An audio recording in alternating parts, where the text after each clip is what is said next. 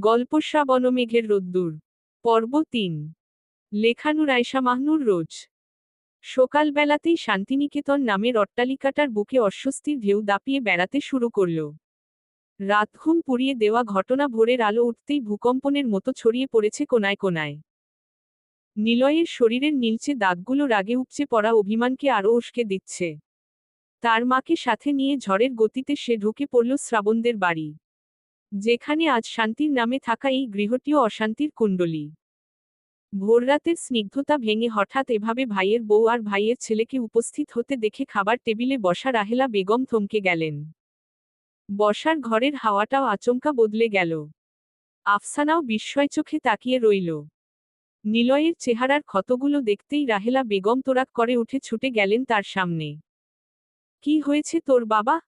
এ রকম ছিন্নভিন্ন দশা কেন তোর? কপাল ফাটল কি করে? নিলয় দাঁত চেপে বলে উঠল। সেটা তোমাদের ছেলে শ্রাবণকেই না হয় গিয়ে জিজ্ঞেস করো, ফুফু। মানে? রাহেলা বেগম বিস্ময় চোখ বড় করেই কথাটা বললেন। তার প্রশ্নের সাথে সাথেই আফসানা বেগম খানিক এগিয়ে এলো। ছেলের কথা শুনতাই চেহারায় উৎকণ্ঠার রেখা ধরা দিল।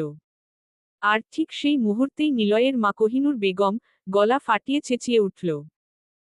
রাহেলা আপা, তোমার ভাসুরের ছেলে শ্রাবণ আমার নিলয়কে অন্যায়ভাবে মেরেছে। আমি এর বিচার চাই, এখনই চাই। শ্রাবণ নিলয়কে মেরেছে? কেন? এমন অদ্ভুত আচরণ তো শ্রাবণের স্বভাবের নয়। রাহেলা বেগম আরও এক ধাপ এগিয়ে বলে উঠল। ভাবি, তোমার কোথাও ভুল হয়নি তো? শ্রাবণ কেন নিলয়কে মারবে?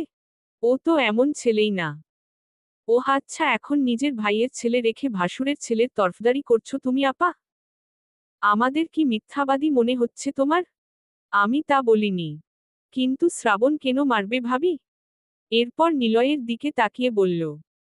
কেন মেরেছে শ্রাবণ তোকে? এমনি এমনি শ্রাবণ তো কাউকে মারবে না। কোহিনূর বেগম হো হো করে হেসে উঠলেন। নিলয়ের ক্ষত জায়গাগুলো দেখাতে দেখাতে রাহেলার দিকে তাকিয়ে বলে উঠলেন। আমার ছেলেকে মেরে আধমরা করে দিয়েছে আপা। তুমি দেখতে পাচ্ছ না? মেরে ফেললে বিশ্বাস করতে যে শ্রাবণী করেছে এসব? তোমার থেকে তো এসব আশা করিনি আপা। দুজনের মাঝেই কিছুটা কথা কাটাকাটি লেগে গেল। রাহেলা বেগম নরম স্বরে কথা বললেও কোহিনূর বেগমের স্বর চওড়া হতে লাগল। চিৎকারের দমকা আওয়াজ শিয়রিঘর পেরিয়ে ঢুকে গেল শ্রাবণের ঘরে। চেঁচামেচির সেই শব্দ ভেদ করে আচমকা ভোরের ঘুম ভেঙে গেল শ্রাবণের। গভীর ঘুম ভেঙে সে আধবিভ্রান্ত চোখে উঠে বসল। ফজরের আলো ফোটার আগেই সে মেঘের ঘর থেকে বেরিয়ে নিজের ঘরে গিয়েছিল। রাতের ক্লান্তি আর মানসিক ঝড় তাকে গড়িয়ে দিয়েছিল বলে আবার শুয়ে পড়েছিল। আজ শুক্রবার, বিশ্ববিদ্যালয় বন্ধ এই ভেবে কিছুটা শান্তিতে ঘুমাবার চেষ্টা করছিল। কিন্তু ঘরজোড়া হট্টগোল তার সেই অস্থির ঘুমটুকুও ছিনিয়ে নিল। ধীর, ভারী পায়ে দরজা ঠেলে বাইরে বেরিয়ে এলো শ্রাবণ।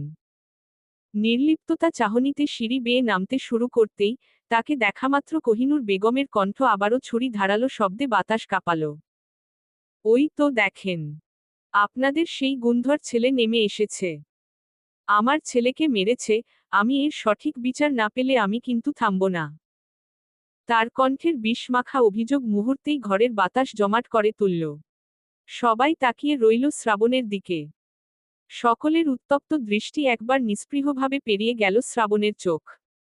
সে নির্বিকার একবার শুধু চারদিকে চোখ বুলিয়ে নিয়ে দুহাত ট্রাউজারের পকেটে ঢুকিয়ে সোজা টেবিলের দিকে হাঁটা ধরল। এমনভাবে সবাইকে পেরিয়ে গেল যেন নিলয় তার সামনে দাঁড়িয়েই নেই। এই বাড়ির ফুঁসে ওঠা পরিস্থিতি তার জীবন থেকে বহু আলোকবর্ষ দূরের কোনো দৃশ্য। হাঁটতে হাঁটতে সে নির্বিকার গলায় বলে উঠল। মা, খিদে পেয়েছে, খাবার দাও।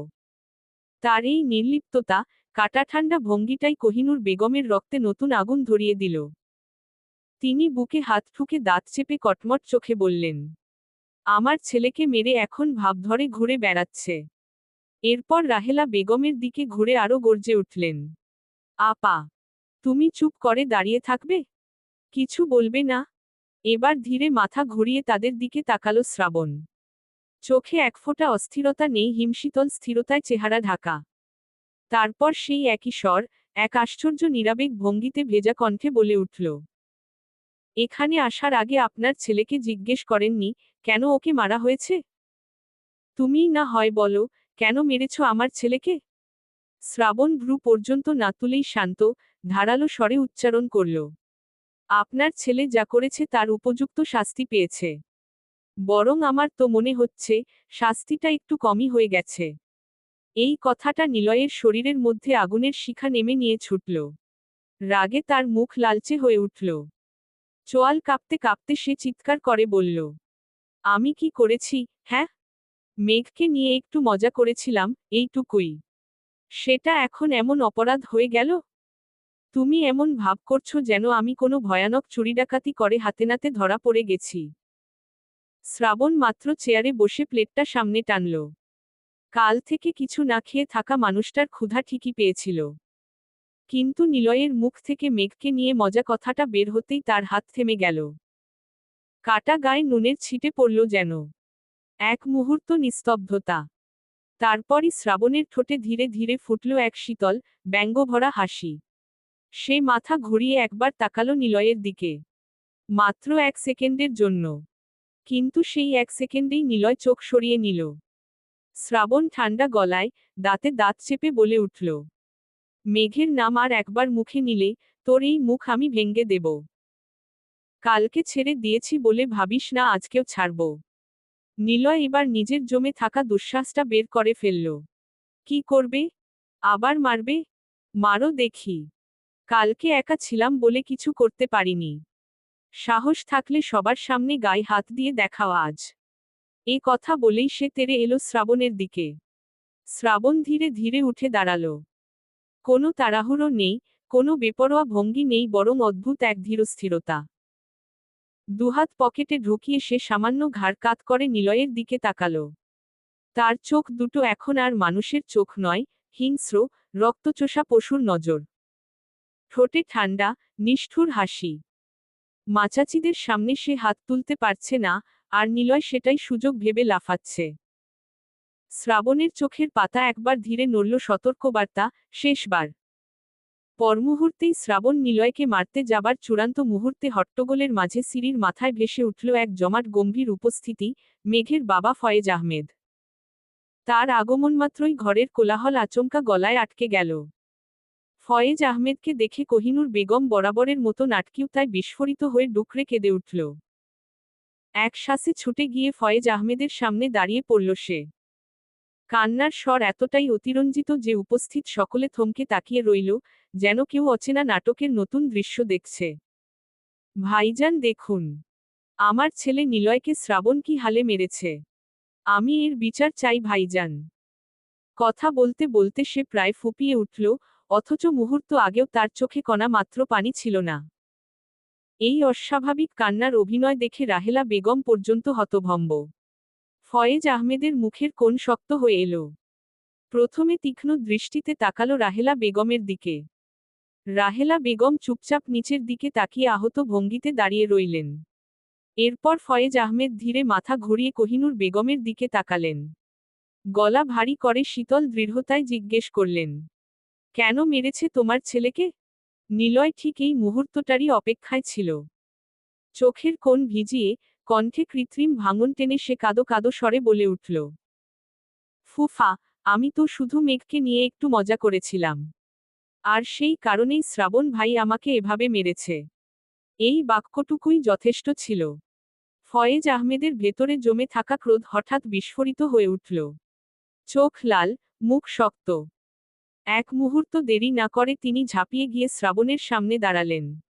দুহাতে তার গেঞ্জির কলার চেপে ধরলেন। আঙুলের চাপে কাপড় কুঁচকে গেল। হারামজাদা! তোকে কতবার বলেছি আমার মেয়ের ব্যাপারে নাক গলাতে না। আর এখন কিনা আমার মেয়ের নাম করে মারপিট করে বেড়াচ্ছিস? এক্ষুনি নিলয়ের কাছে ক্ষমা চাইবি। শ্রাবণের ঠোঁটে তাচ্ছিল্যের এক ফালি হাসি ভেসে উঠল। সেই হাসিতে শুধু অদম্য অবজ্ঞা। নিলয়ের কাছে ক্ষমা? তাও চাইবে সে? অসম্ভব। ফয়েজ আহমেদ আবার কলার ঝাঁকিয়ে তুললেন। কি হলো? বধির হয়ে গেছিস? ক্ষমা চা। শ্রাবণ এবার ধীরে চোখ তুলে তাকালো। ও কি মজা করেছে, আপনি জানেন চাচাজান? আমার এত জানার দরকার নেই। নিলয় ওর মামাতো ভাই। একটু আধটু মজা করতেই পারে। তুই এখনই ক্ষমা চাইবি মানে চাইবি। আর সেটা এই মুহূর্তে। কথাগুলো কানে ঢুকতেই শ্রাবণের ভেতরের দমবন্ধ আগুনটা আর সহনসীমায় রইল না। মুহূর্তের ভেতর দুহাত বাড়িয়ে ফয়েজ আহমেদের কবজি শক্ত করে আঁকড়ে ধরল সে। ক্রোধের চাপে আঙুলগুলো পাথরের মতো শক্ত। ধীরে, ভয়ঙ্কর নিয়ন্ত্রণে গলার কাছ থেকে হাত দুটো নামিয়ে আনল শ্রাবণ। মনে হচ্ছিল আর একটুখানি হলেই সে হাত দুটো ছুঁড়ে ফেলবে দূরে। ঠিক সেই সময়ই চোখ পড়ল আফসানা বেগমের দিকে। মায়ের চোখে অনুনয়, ঠোঁটের কোণে নীরব নিষেধ। মাথা নেড়ে এক টুকরো ইশারায় রাগ করতে বারণ করল। শ্রাবণের হাত কেঁপে উঠল। পরক্ষণেই তার দৃষ্টি সরে গেল রাহেলা বেগমের দিকে। মেঘের মা চুপচাপ দাঁড়িয়ে আছে, চোখজোড়া আহত। শ্রাবণের বুকের ভেতর জমে থাকা শ্বাসটা ভার হয়ে উঠল। সে দীর্ঘ একটা শ্বাস ছাড়ল। ধীরে ধীরে ফয়েজ আহমেদের হাত ছেড়ে দিল। ফয়েজ আহমেদ একদৃষ্টে তাকিয়ে রইলেন শ্রাবণের দিকে। শ্রাবণের চোয়াল শক্ত হয়ে জমাট ক্রোধ চেপে রেখেছে। কয়েক সেকেন্ড ফয়েজ আহমেদের হাত দুটো শূন্যে ঝুলে রইল, তারপর ধীরে ধীরে নামিয়ে নিলেন তিনি। ঘরে অদ্ভুত এক স্তব্ধতা নেমে এলো। হঠাৎই সবাইকে চমকে দিয়ে নিলয়ের দিকে তাকিয়ে শ্রাবণ উচ্চারণ করল একটিমাত্র শব্দ। সরি। নিলয়ের মুখখানা হঠাৎই উজ্জ্বল হয়ে উঠল, যেন অপ্রাপ্য কোনো গ্রহ হঠাৎ তালুর মধ্যে এসে ধরা দিয়েছে। এই একটিমাত্র সরি, যে শ্রাবণের আত্মমর্যাদার মেরুদণ্ডে চূর্ণবিচূর্ণ ফাটল ধরিয়েছে, তা সে নিখুঁতভাবে জানে। শব্দটা বাতাসে ঝরতেই ফয়েজ আহমেদ দাঁতে দাঁত চেপে বিষম স্বরে ছুড়ে দিলেন। আমার মেয়ের ত্রিসীমানায় যেন তোকে আর না দেখি। শ্রাবণ ততক্ষণে নির্বিকার ভঙ্গিতে খেতে বসেছে। অনাস্ত কণ্ঠে বলে উঠল, আমার বউয়ের কাছে আমি যাব। সেখানে আমাকে ঠেকানোর দুঃসাহস কারো নেই। তারপর মায়ের দিকে তাকিয়ে স্বাভাবিকভাবে যোগ করল, খুব খিদে লেগেছে মা। খাবার দেবে, নাকি বাইরে গিয়ে খেয়ে আসব? এই অবহেলা মিশ্রিত ঔদ্ধত্যে ফয়েজ আহমেদের রক্ত ফুটে উঠল। তিনি আবারও গর্জে উঠলেন, কে তোর বউ? কোন বউ? মেঘ আমার মেয়ে। আমার মেয়ের জীবনে নাক গলাতে এলে তার পরিণাম শুভ হবে না, এটা মনে রাখিস। বাক্য শেষ না করেই ঝড়ের গতিতে স্থান ত্যাগ করলেন তিনি। তার পেছনে রয়ে গেল কেবল ভারী শ্বাস আর ভাঙা বাক্যের ধ্বংসাবশেষ। শ্রাবণ ঠোঁটের কোণে বাঁকা হাসি টেনে আবার খাবারে মন দিল। শ্বশুরমশাইকে ক্রুদ্ধ করতে তার অদ্ভুত এক তৃপ্তি লাগে। আর সে আনন্দ সে লুকোয় না কখনোই। কোহিনূর বেগম আর নিলয় হতভম্ব দৃষ্টিতে তাকিয়ে রইল দৃশ্যটার দিকে। রাহেলা বেগম কষ্টচাপা স্বরে বললেন, ভাবি, এত দূর থেকে এসেছ, চলো, অন্তত কিছু খেয়ে নাও। কোহিনূর বেগম মাথা নেড়ে উঠলেন, কণ্ঠে বিরক্তির ক্লান্ত স্তর। না বাপু, এই সব নাটক দেখার পর খাবার আর গলা দিয়ে নামবে না। আমি বরং যাই। পরে কোনোদিন আসব। নিলয়ের হাত আঁকড়ে কোহিনূর বেগম সেখান থেকে বেরিয়ে গেলেন। পেছনে ফেলে রেখে গেলেন জমে থাকা অস্বস্তির স্তূপ। রাহেলা বেগম গভীর নিঃশ্বাস টেনে খাবারের দিকে এগোলেন। এক প্লেট খাবার মেঘের জন্য তুলে নিতে নিতে শ্রাবণের দিকে ফিরে বললেন, তুমি এমনটা করলে কেন, শ্রাবণ? মেঘকে এইভাবে কষ্ট দেওয়ার কি দরকার ছিল? ওর ভয়টার কথা তো তোমার অজানা নয়। মেয়েটা সারারাত যন্ত্রণায় ছটফট করেছে। আমি চাইলেও পাশে থাকতে পারিনি। তোমার চাচাজান এসব জানে না। জানলে কি যে হতো, ভেবেছ? মেঝো মা, মেঘের এটা প্রাপ্যই ছিল। নিলয় ভালো ছেলে নয়। ওর অনেক ক্ষতি করার চেষ্টা করেছে। মেঘকে ঘিরে ওর মাথায় নোংরা কল্পনা বাসা বেঁধেছিল। আমি বহুবার সাবধান করেছি মেঘকে, কিন্তু সে শোনেনি। গতকাল তো বর্ষর দুর্ঘটনাই ঘটে যেতে পারত। তার চেয়ে এই সামান্য শাস্তিই শ্রেয়। কথাগুলো রাহেলা বেগমের বুকের ভেতর ভার হয়ে নামল। দীর্ঘশ্বাস ফেলে ভাবলেন এই কঠোরতা আসলে তারই দেখানোর কথা ছিল। কিন্তু তিনি অসহায়, নিজের মেয়েকে শাসন করার অধিকারটুকুও তার নেই। আর কিছু না বলে খাবারের প্লেট হাতে নিয়ে এগোতে চাইলে শ্রাবণ তাকে থামাল। টেবিল ছেড়ে উঠে নিজ হাতে প্লেটটা নিয়ে বলল, তোমাকে কে যেতে হবে না, মেঝো মা। আমি নিয়ে যাচ্ছি। কিন্তু কিছুই হবে না। এক পা এগিয়েই থেমে গেল সে। হঠাৎ মনে পড়ল প্রয়োজনীয় কথা। পেছনে ফিরে তাকিয়ে বলল, কাল সারা রাত আমি ওর সাথেই ছিলাম। চিন্তা করার কিছু নেই। ও শুধু তোমাদের মেয়ে না, আমার বউও বটে। এই কথা ছুড়ে দিয়ে ঠোঁটের কোণে ক্ষীণ হাসি এঁকে সে চলে গেল। রাহেলা বেগম তাকিয়ে রইলেন আফসানার দিকে। আফসানা ইশারায় তাকে আশ্বস্ত করলেন। দরজার কপাট ঠেলে মেঘের ঘরের ভেতরে ঢুকল শ্রাবণ। জানালার পাশে দাঁড়িয়ে ছিল মেঘ। কপাটের শব্দে সে ঘুরে তাকালো। তাকিয়েই থমকে গেল। কিছুক্ষণ শূন্যদৃষ্টিতে চেয়ে রইল শ্রাবণের দিকে। চোখে জমে থাকা অনুচ্চারিত ক্রোধ মুখের রেখাগুলো শক্ত করে রেখেছে। ক্লান্ত দেহটা জ্বরের ভারে কাঁপছে, উচ্চারণহীন সেই রাগ তার চারপাশে অদৃশ্য এক অস্থির আবহ ছড়িয়ে দিচ্ছে। শ্রাবণ মেপে মেপে এগিয়ে এসে খাবারের প্লেটটা মেঘের সামনে নামিয়ে রাখল।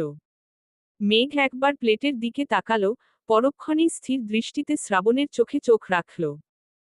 সেই চাহনিতে জমে থাকা অভিমান ঢেউ তুলে উঠছে। বুনো হরিণীর মতো উৎকণ্ঠিত চোখ দুটো কাঁপছে অশ্রুর কিনারায়।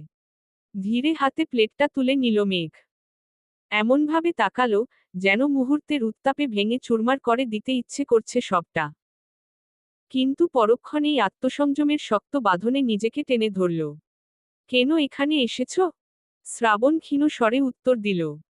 তোর জন্য খাবার এনেছি। কাল থেকে কিছুই খাসনি। কথাটা কর্ণকুহরে পৌঁছাতেই মেঘের ঠোঁটের কোণে একফোঁটা বিদ্রূপ ছিটকে পড়ল। মনে হলো, কাটা চামড়ায় নোনাজল ঢেলে দেওয়া হলো। সে হাসিটা গিলে নিয়ে স্থির দৃষ্টিতে শ্রাবণের দিকে তাকালো। কি ভেবেছ, শ্রাবণ ভাই? এক প্লেট খাবার সামনে রাখলেই সব হিসেব মিটে যাবে? এত বড় শাস্তি চাপিয়ে দেওয়ার পরেও তুমি ভেবেছ আমি চুপচাপ সব মেনে নেব? শ্রাবণ কিছু বলতে যাবে তার আগেই মেঘ হাত তুলে থামিয়ে দিল। আঘাত কেবল শরীরেই লাগে না, মনে ঢুকে শিকড় ও গাড়ে। তুমি যা করেছ, সেটা শুধু আমাকে নয়, আমার ভেতরের মানুষটাকেও টুকরো টুকরো করে দিয়েছে। ক্ষণিক বিরতি টেনে মেঘ আবার উচ্চারণ করল। সবকিছু স্বাভাবিক হতে সময় লাগবে। ততদিন আমাকে একা থাকতে দাও। শব্দগুলো বাতাসে ঝুলে থাকতে থাকতেই শ্রাবণ নীরবে এগিয়ে এলো। মেঘের হাত থেকে খাবারের প্লেটটা সরিয়ে রেখে হাত তুলে রাখল তার গালের রেখায়। স্পর্শটা অস্বাভাবিক কোমল, অনুতাপের ভারে নুয়ে পড়া স্বরে সে ফিসফিস করল। ক্ষমা করে দে না জান, আমার ভুল হয়ে গেছে। মেঘ এক ঝটকায় তার হাত ছেড়ে ফেলল। তোমার নোংরা মুখে আমাকে জান বলে ডাকবে না শ্রাবণ ভাই। চলে যাও এখান থেকে। শ্রাবণ আবার এক কদম এগিয়ে এলো। স্থির দৃষ্টিতে মেঘের চোখের গভীরে তাকিয়ে প্রশ্ন ছুড়ে দিল। কোথায় যাব ফুল? তুই আছিস বলেই তো আমার জীবনটা এতটা অর্থপূর্ণ। তোর সঙ্গে কাটানো সময় যেন আমার কাছে কোনো অসীম মহাবিশ্বের ভ্রমণ। তোকে ছেড়ে কোথায় যাব জান তুই বল? দরকার হলে জাহান্নামে যাও, তবুও এখান থেকে চলে যাও। শ্রাবণ ঠোঁটের কোণে ক্ষীণ একরাশ বক্রতা টেনে নিল। চোখে অদ্ভুত স্থির উন্মাদনা। একাই যাব? তুই যাবি না সাথে? মজা করো না।